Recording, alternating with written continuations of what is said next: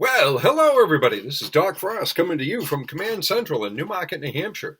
It is Sunday evening, and I'm a little ahead of myself, but not by much. Wanted to get this done, and I thought this would be a good opportunity just to check in and say hi. It's module overview, so of course I'm going to check in and say hello. So first of all, I hope everybody is doing well. I hope everybody is ready for Thanksgiving. And I know with everything that's going on and limitations and all of this stuff, I hope that you're going to have some opportunity to be with family and people that you love and that love you and that are going to feed you very well on Thursday. So I hope that all of you have a very, very happy Thanksgiving. That's my first blessing to all of you. And I certainly hope that's the case. Hard to believe, already halfway through. Here we are talking about Module 5.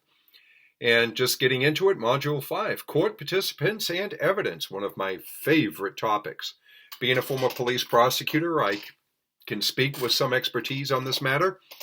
And it's an interesting matter, the courtroom and its players, if you will. So again, looking at our learning objectives, by the end of this module, you will be able to describe the participants in the process of a criminal trial. Let me give you a hint. One of the movies that I would highly recommend for you to watch if you really want to know about the criminal trial and how it works and its procedures, and it's really funny to say this, My Cousin Vinny. My Cousin Vinny, Joe Pesci. My Cousin Vinny is a great movie that I've used in my criminal procedure classes. And I've shown particular scenes because it's, number one, it's funny. Number two, it's spot on with how all of these things happen in the courtroom and leading up to the trial and what happens during a trial. It's really worth, if you want to understand the system, watch My Cousin Vinny. If you really want to understand what can happen in a jury room, watch, this will be a little bit harder to find, 12 Angry Men. 12 Angry Men. It's black and white. 1957, all right? I believe it's Henry Fonda. Who's the lead in it. It's a great representation of what can happen during a murder trial, but also what can happen during the jury deliberation. Now, that's two movies. I know you're not going to be able to watch those because, you don't only have my class, you have everybody else's class that you have to do. So the last thing you're going to want to do is watch more movies. But if you want to understand what we're going to be discussing this week in Module 5, those are two really good movies that I highly recommend. Describe the pretrial proceedings in the process of developing charges for the arraignment hearing. Everything that goes into it. It's not just like, pooh, it's a miracle and we have a hearing. No, there's a lot that goes into it. An investigation, an arrest, a charge, formal filings, etc., etc. And then the last one is propose ethical and professional standards that align with a career path. I can guarantee that your ethics, your morals, your values, your beliefs are different than mine and different from each other's. One of you, we can go over a scenario and you say no big deal. Another person in the class is they're going to run out of the room like their hair's on fire. They can't believe that you think that's okay, etc., etc. It's differences. We all have different biases. We all have different prejudices. We all have different experiences. So we view the world differently. That's okay. My view isn't any better than yours. I've just had it a lot longer. That's all. Textbook, read Chapter 8. So that's your reading assignment for the week. So again, we're going to talk about in any criminal case, the state will bring forward charges against a suspect or a defendant. Then you're going to read, then you're going to gain an understanding of all of the players involved in the court, from the clerk to the judge to the defense attorneys to juries, expert witnesses, etc., etc., etc. Again, watch My Cousin Vinny, and you will understand this even more. Okay? So just read the material. I'm going to be posting all the dry, boring stuff that you can read again. So, I'm reinforcing that thing again, that you're going to see this or hear this 3 different times. And that brings us to the 5-1 final project milestone 3. ethical and professional practice. This milestone will give some examples of everyday situations that officers may find themselves in. Do you have the fortitude? Do you have the fortitude to make the right decision when everybody around you wants you to make a different decision? Can you stick to your guns? I don't mean literally. Stick to your guns. That would be terribly inconvenient. How would you eat if your hands were stuck to guns? I don't know. It doesn't make any sense. You may complete your project as either, again, a Word document or as a presentation. And Daneth, we've had one. I didn't say damn it. I said Daneth, her name. We've had one person did a really good slideshow. Limited. I think it was 5 slides altogether. Simple. But again, do what works for you.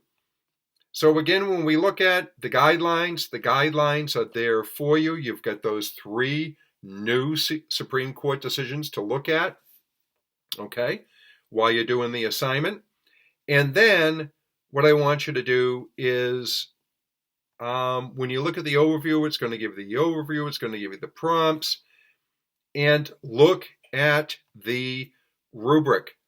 What I want you to do, you will see there are 1, 2, 3, 4, 5, 6 categories in the final rubric.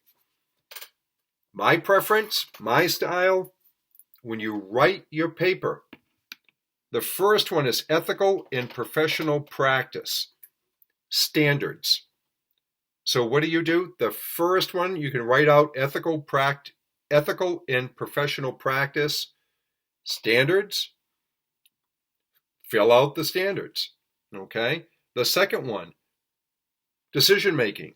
Third one, practice principle. Fourth one, practice court case. Fifth one, practice career path. All right, so you have standards, decision making, principle, court case, career path, and then of course the articulation of response. And remember, with the articulation of response, use good in-text citations.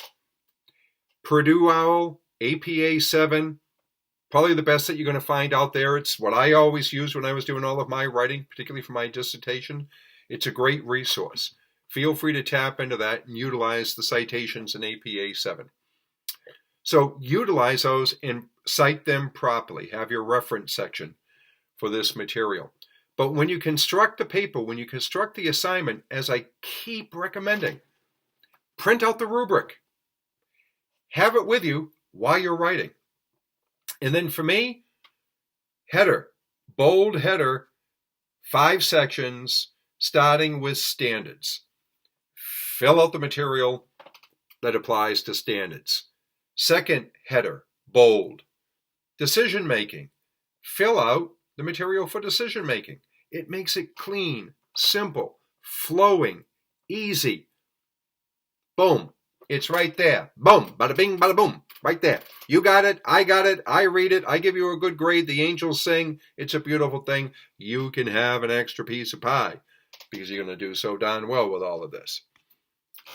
And I think, let me go back here because I'm looking at all sorts of media while I do this.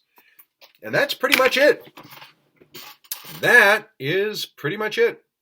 So just to wrap up, rubric, headers, if you have any questions, call me, email me, text me, send up a flare, do something. Let me know that you're struggling. And I already have some volunteers in class, so, people that do their work ahead of time and they do it so well, they offer it as an example. If I can help you with an example, contact me and I'll do that. I've done that throughout this class. So again, take your time. Take your time. Don't let it stress you out. It's everything that's going on in the world today. You got to be saying, Doc, how can I not be stressed out? I feel your stress. I understand that you are stressed. But what I want you to do during this particular week is I want you to take a nice breath.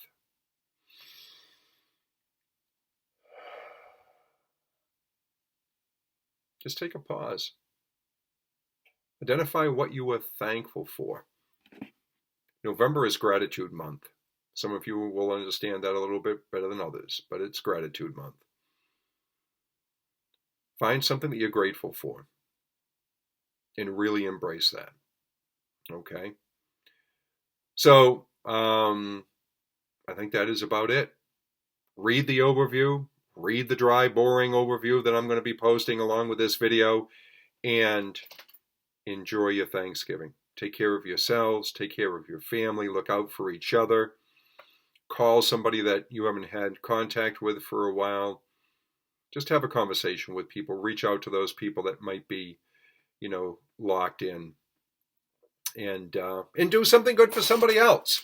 And I can tell you that if history does repeat itself, for every kind act that you offer, you're going to get a threefold return. Guarantee it.